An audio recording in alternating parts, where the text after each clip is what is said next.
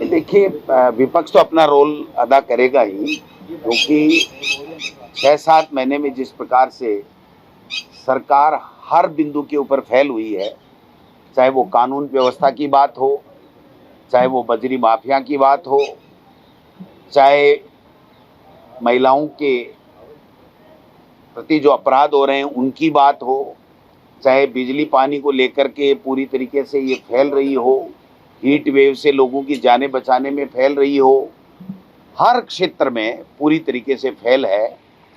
और जो समाचार आ रहे हैं, जिस प्रकार का हमारे पास में विधानसभा की कार्यवाही का आया है, उसमें ये कहा गया है कि किरोड़ी लाल मीणा जी जो कृषि मंत्री हैं, उनका जवाब कोई दूसरे मंत्री देंगे। तो मैं समझता हूं कि ये हो क्या रहा, कि धीरे धीरे अब ज्वाला फूट रहा है और जो भारतीय जनता पार्टी ने जो एमपी के चुनाव में टिकटें बेचने का काम किया, जो तानाशाही केंद्रीय नेतृत्व भारतीय जनता पार्टी ने किया था, और जिस प्रकार से किरोड़ी लाल मीणा जैसे कद्दावर एक नेता का अपमान ये बार बार कर रहे थे, और वो इनको चेतावनी दे रहे थे, और सीनियरिटी को, उनके योगदान को, उनके संघर्ष को, उनके अनुभव को दरकिनार करते हुए जिस प्रकार पर्चियों से मुख्यमंत्री बनाने लग गए भारतीय जनता पार्टी का केंद्रीय आला कमान उसके बाद से, और ब्यूरोक्रेसी पूरी तरीके से हावी हो गई, जनप्रतिनिधि की यहाँ कोई कदर नहीं रही। एक 3rd ग्रेड की टीचर का ये ट्रांसफर नहीं करा सकते, एक बाबू अपने कार्यालय में लगा नहीं सकते, ऐसे ये लगा नहीं सकते, और सारे के सारे बीजेपी के जनप्रतिनिधि ब्यूरोक्रेसी से मिलने के लिए, अपने काम करवाने के लिए, अपनी गुहार करने के लिए वेटिंग लिस्ट में खड़े होने लग गए और पर्चियां कटाने लग गए कि कब मेरा नंबर आए और कब मैं ब्यूरोक्रेसी को अपनी बात कहूँ। तो ये जो आलम मैं समझता हूँ कि राजस्थान में हुआ है, ये बहुत ही दुर्भाग्यपूर्ण है। जनता के मुद्दों के ऊपर इनका कोई फोकस नहीं है। आपसी लड़ाई में इतने ज़्यादा ये भिड़ चुके हैं आपस में कि अब इनका कोई संपट बैठने वाला नहीं है।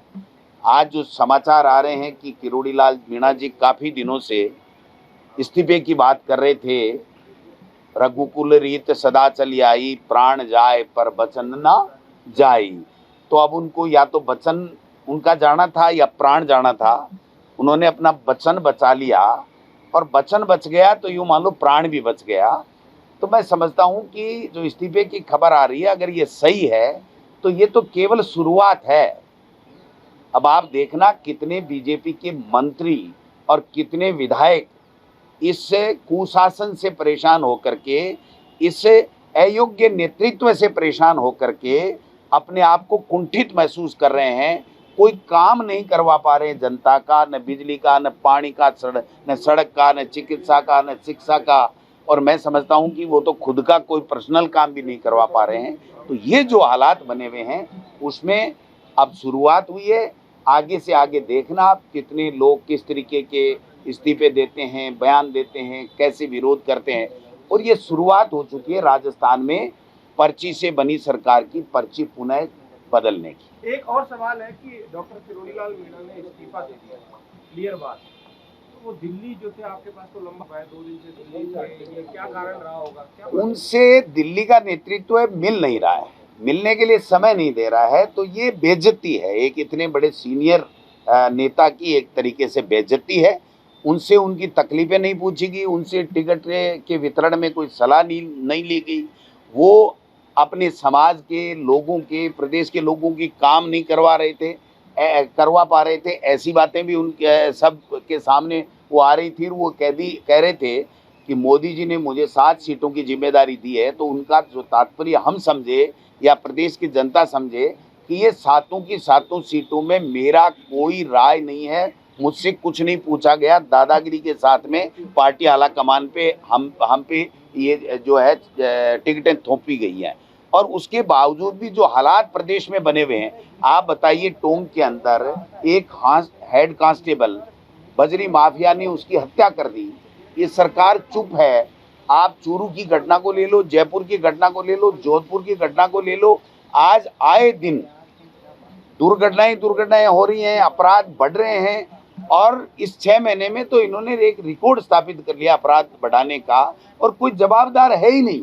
मैंने कल परसों भी कहा था कि इस सरकार की स्थिति जो झाउलिया होता है उसकी तरीके से है। झाउलिया जो होता है उसमें जो ऊपर नकुले कीट वो होते हैं, सूल होती है, तो वो जब चलता है तो उसका पता नहीं चलता कि उसका मुंह किधर है, पिछवाड़ा किधर है, इसके पैर किधर है, इसके कोई है कि नहीं, और हाथ लगा के उसको चेक नहीं कर सकते क्योंकि वो सूल गड़ जाएगी।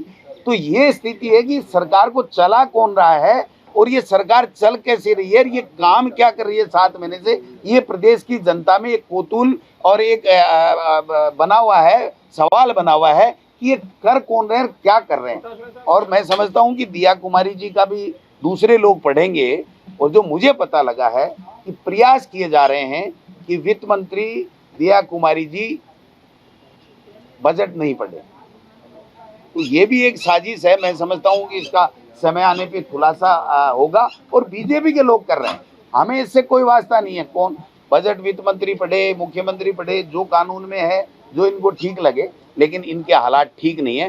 कल हमने देखा था कि मुख्यमंत्री जी सदन में थे, कितने लोग किस नेता से मिल रहे थे, कौन लोग अकेले खड़े थे, ये सब हमने कल अपनी आंखों से देखा और पूरे प्रदेश ने देखा है। कर्मचारियों को 9:30 बजे से 6 बजे तक का जो नियम है वो बंद साहब और पूरी सरकार कोशिश कर रही है टाइम पे आए। नहीं, टाइम पे आना कोई बुरी बात नहीं है, लेकिन कर्मचारियों को धमका रहे हैं कि जो हम कहें वो गलत काम करो, अगर आपने गलत काम नहीं किया तो आपको हम लोग नौकरी से बर्खास्त कर देंगे कि भाई आप निकम्मे हो, आप काम नहीं कर पा रहे हो, आप सही काम नहीं कर पा रहे हो। ये तो एक तलवार लटका दी कर्मचारियों के ऊपर कि या तो वो अपने हायर ऑफिसर की बात जो गलत है वो भी माने, और अगर वो नहीं मानेगा तो उसको अयोग्य बता करके, कामचोर बता करके, और उसको टर्मिनेट कर दिया जाएगा। इससे बड़ा दुर्भाग्य नहीं है। आप बताइए, जब कानून में प्रावधान था तो ये अलग से परिपत्र निकाल करके उनको एक तरीके से धमकाने की कार्रवाई क्यों की गई, ये एक सवाल बना हुआ है। डॉक्टर जी, आपने एक आरोप लगाया कि लोकसभा में बीजेपी ने टिकट बेचे हैं, तो ये किन्होंने बेचे? मैंने नहीं लगाया, ये बीजेपी के नेता लगा रहे हैं कि साहब हमको कोई पूछा नहीं गया और टिकटें बेच दी गई, और फिर जिम्मेदारी हम पे दे दी गई कि आप जिताओ। तो ऐसे लोगों को हम कैसे जिता पाएंगे? तो ये तो बीजेपी के लोगों का जो कहना है, मुझे क्या पता उन्होंने क्या किया होगा। लेकिन किरोड़ी लाल मीणा जैसे लोग ये कह रहे हैं कि 7 सीटें हमारी बिना कोई अनुमति के, हमें बिना कोई जानकारी के मर्जी है जैसे दे दी, फिर प्रधानमंत्री आकर के मुक्का मार के कहते हैं कि 7 जिता दो, तो वो कैसे जिता सकते थे? तो मैं समझता हूँ कि ये सारी सवाल हैं।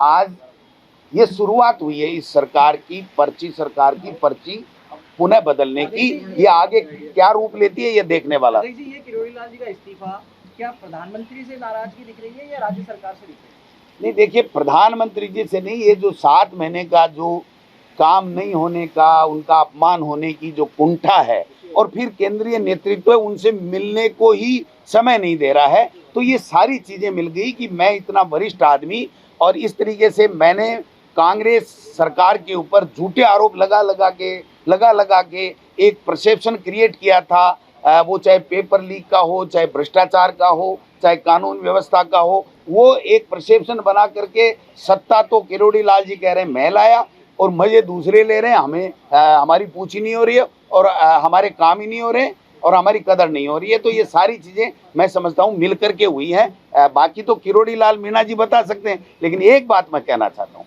ये अगर इस्तीफा उन्होंने दे दिया जैसी खबरें आ रही हैं, तो वो बात के धनी व्यक्ति हैं, और बात के धनी व्यक्ति का गोविंद डोटासरा और कांग्रेस पार्टी हमेशा कदर करती है। कोई संवैधानिक संकट जैसी स्थिति बनती है कि सत्र के ये तो शुरुआत हुई है ना, बनेगी ना।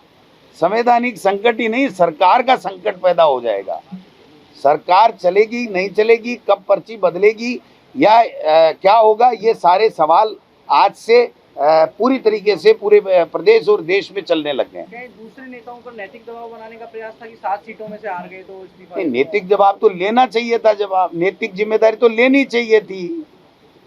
अगर मान लो 25-0 आ जाता तो गोविंद डोटासरा 1 सेकंड में नैतिक जिम्मेदारी लेता। तो इनको भी लेनी चाहिए, जो बने हुए हैं अपने पदों के ऊपर, मुख्यमंत्री और प्रदेश अध्यक्ष और जो भी लोग हैं, उनको जिम्मेदारी लेनी चाहिए।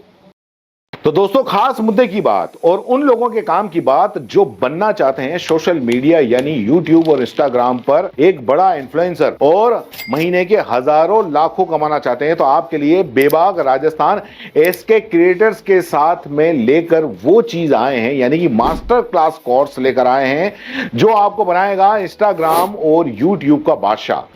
आप YouTube के चैनल पर 0 से लाखों सब्सक्राइबर और इंस्टाग्राम पर भी 0 से लाखों फॉलोअर्स कैसे बनाने हैं, कैसे बनेंगे, YouTube चैनल बनाने से लेकर लाखों सब्सक्राइबर गेन करने तक हर छोटी से छोटी जानकारी इस मास्टर क्लास के अंदर आपको सिखाई जाएगी। सब कुछ सिखाएंगे। 2 महीने की ये मास्टर क्लास है। हर हफ्ते 5 क्लास होंगी। आप बन सकते हैं 0 से hero.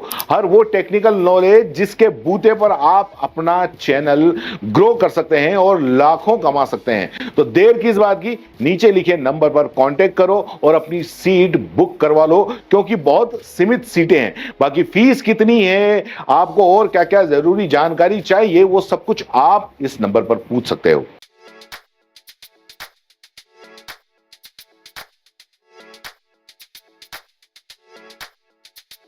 R&T group of colleges, यहां आपको मिलता है world class infrastructure in India, well equipped science laboratories, agriculture की यूनिक सीड लैब भी, digital library, computer lab with AI technology, digital board सभी छात्रों के लिए, ऑनलाइन स्टूडेंट्स के लिए पॉडकास्ट रूम भी अवेलेबल है। चित्तौड़गढ़ जिले और MLSU उदयपुर का एकमात्र एक्रीडेटेड कॉलेज। कोर्सेज हैं जिनमें BCA, BCom, BSc, bio, maths, agriculture, BA, B.Ed, BA, B.Ed, BSc, B.Ed, BSTC, MA, MSc, MCom। बड़े और खुले ग्राउंड स्पोर्ट्स के लिए, जहां होती है sports activities, training, personality development, student development activities, seminar और कॉन्फ्रेंस फैसिलिटी भी, NCC एक्टिविटीज, ताकि NCC कैडेट के रूप में आप भविष्य संवार सके, देश की सेवा कर सके।